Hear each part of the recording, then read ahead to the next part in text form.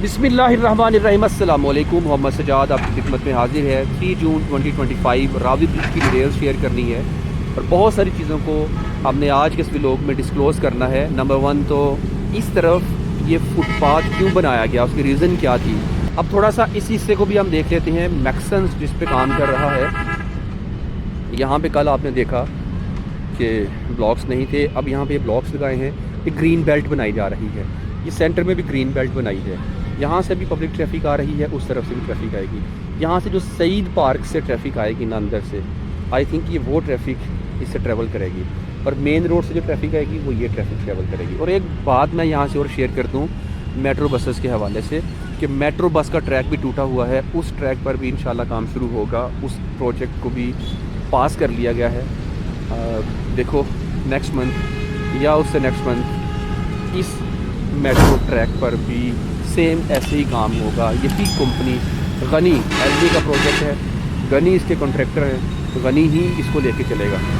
तो आज ये बात भी क्लियर हो चुकी है कि इतना चौड़ा ये फुटपाथ क्यों बनाया गया, आखिर क्या रीज़न है, क्या मजबूरी थी इतना चौड़ा फुटपाथ यहाँ पे बनाने की। असल रीज़न ये है कि रावी का ये वाला पुल 6 गर्डर पर है, जिसे हम आम जुबान में 6 गार्डर हैं, वैसे इंग्लिश में गर्डर होता है ना वर्ड।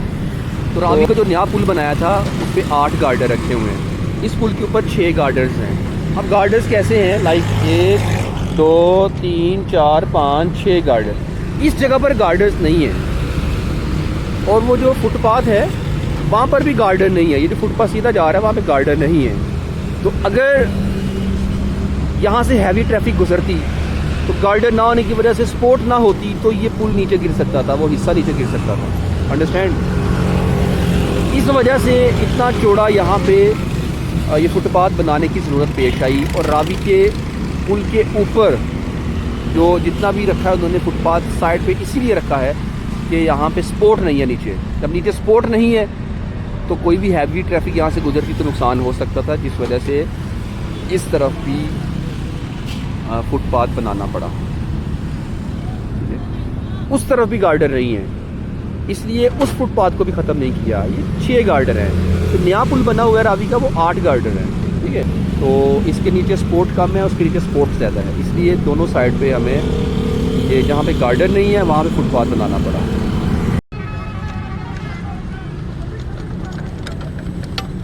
ये लाइन्स लगाई जा रही हैं रोड के ऊपर, और लाइन्स लगाई कैसे जाती हैं, इसके अंदर क्या मटेरियल डाला हुआ है, ये जो अब मुझे तो खैर एग्जैक्ट आइडिया नहीं है, मैं इनसे कंफर्म करता हूँ। तो जिससे हम ना अपनी ज़ुबान में समुद्री जहाज कहते थे, उसी को आई थिंक मेल्ट किया होता है। भाईजान इसके अंदर कौन सा मटेरियल डाला होता है? ये थर्माप्लास्टिक है। हाँ थर्माप्लास्टिक है। ये थर्माप्लास्टिक मेल्ट करके डाल रहे हैं जी, बिल्कुल थर्माप्लास्टिक मेल्ट करके डाल रहे हैं। उसी के साथ देखें बिल्कुल स्ट्रेट लाइन लगा रहे हैं।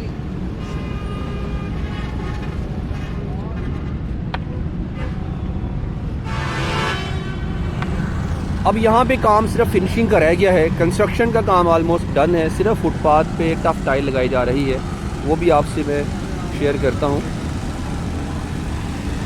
रावी ब्रिज के ऊपर असफाल्ट तो हो चुकी, उसके ऊपर ये लाइनिंग की गई है, और उसके बाद अभी ये टफ टाइल लगाई जा रही है फुटपाथ पे।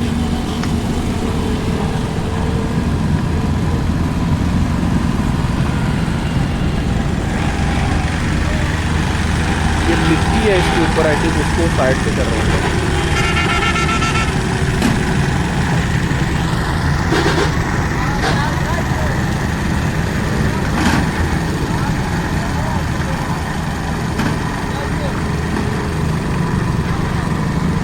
इस रावी के पुल को बहुत जल्द इंशाल्लाह ट्रैफिक के लिए खोल दिया जाएगा, क्योंकि पुल तो मुकम्मल है। ये साइड पे जो काम है ये आहिस्ता आहिस्ता चलता रहेगा। बहुत डस्ट कर रही।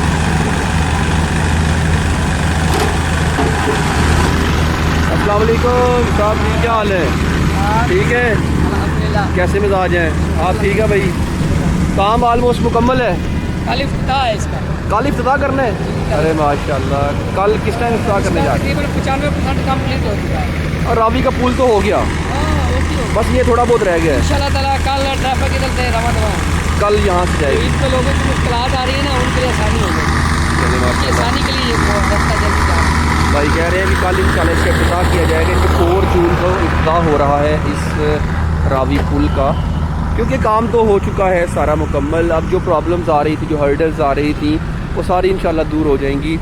मेट्रो बस का टाइम भी चेंज कर दिया हुआ था इन्होंने यहाँ पे कंस्ट्रक्शन की वजह से। पहले 10 बजे आखिरी गाड़ी निकलती थी शाहदरा मेट्रो स्टेशन से, फिर इन्होंने शायद 9 o'clock कर दिया, 1 घंटा पीछे कर दिया था सिर्फ इस कंस्ट्रक्शन की वजह से। अब ये भी गुड न्यूज़ है कि मेट्रो बस की जो टाइमिंग है वो भी 10 बजे तक वापस आ जाएगी।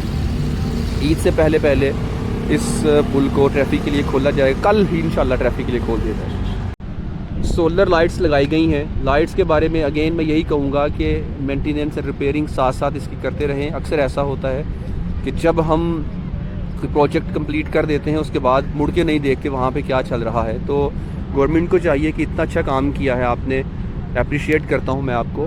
तो इसकी मेंटेनेंस के लिए भी वर्कर्स को हायर करें, और जहाँ तक मुझे लगता है कि यकीनन बजट ऐसा ज़रूर होगा जो इनकी मेंटेनेंस करे, तो शायद आगे जो टीमें काम करने वाली हैं वो काम नहीं करते।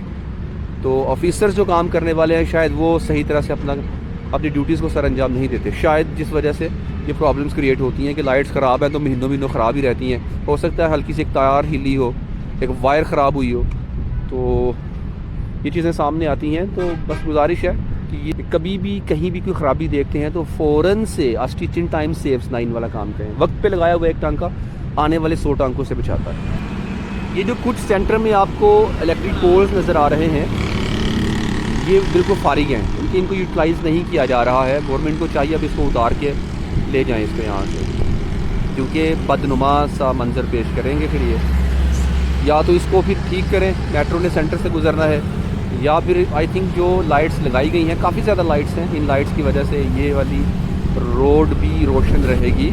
तो इन इलेक्ट्रिक पोल्स को यहाँ से हटा दें, बड़ी ओल्ड हैं, काफ़ी बदनुमा सी फील हो रही हैं, इसलिए बेहतर है कि न्यू लाइट्स लग चुकी हैं, इंशाल्लाह इनकी रोशनी काफ़ी होगी। आप इलेक्ट्रिक पोल्स को भी देखिए और ऊपर वेदर को भी इंजॉय करें। क्या वेदर है यार, ये सोलर लाइट है, सोलर प्लेट लगी हुई है और साथ में लाइट लगी हुई है। वेदर चेक करें, बादल हुए हैं, ठंडा वेदर है। अल्लाह करे ईद पर भी ऐसा ही मौसम है। बातों बातों में मुझे याद आ गया कि अगर आप में से कोई ऐसा पर्सन जो मोरों का या डिस्क का डॉक्टर है, या जहाँ से फ्री इलाज हो सकता है, तो कोई ऐसा पर्सन है, मुझे उन्होंने स्पेशली कहा था आप प्लीज़ मेरे साथ कंसल्ट कीजिएगा, क्योंकि डॉक्टर हैं, किसी गवर्नमेंट हॉस्पिटल से उनकी ट्रीटमेंट हो सकती है।